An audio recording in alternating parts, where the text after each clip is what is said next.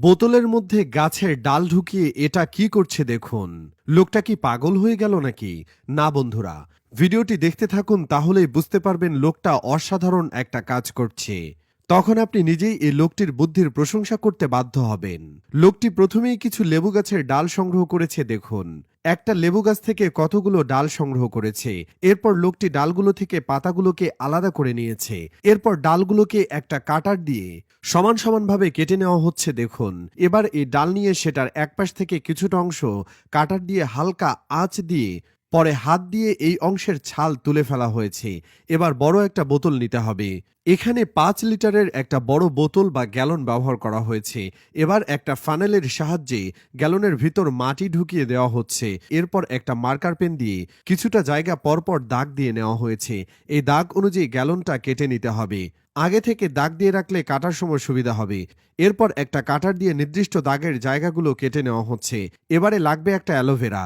অ্যালোভেরার উপরের আবরণটা তুলে ফেলতে হবে। এরপর ছাল উঠিয়ে রাখা গাছের ডালগুলোর সাথে অ্যালোভেরার জেলটা লাগিয়ে নিতে হবে।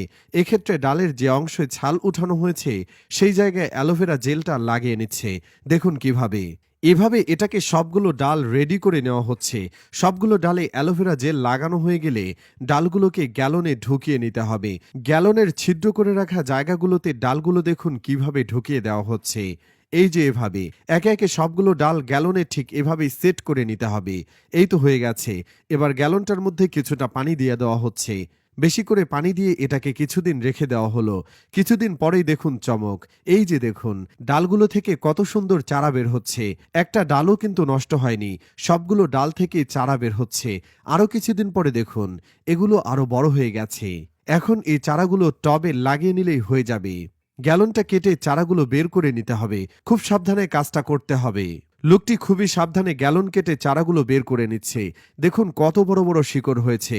সবগুলো ডাল গ্যালন থেকে বের করে নেওয়া হয়েছে। দেখুন লেবু গাছের ডাল থেকে কত সুন্দর সুন্দর চারা তৈরি হয়েছে। এবার এটাকে টবে লাগানোর পালা। মাটি ভর্তি টবে যত্ন সহকারে লোকটি এই চারাগুলো লাগিয়ে দিচ্ছে দেখুন। নিয়মিত যত্ন করলে আর পর্যাপ্ত আলো, পানি, বাতাস পেলে গাছটা অনেক দ্রুত বাড়বে আর ভালো জাতের ফলও পাওয়া যাবে।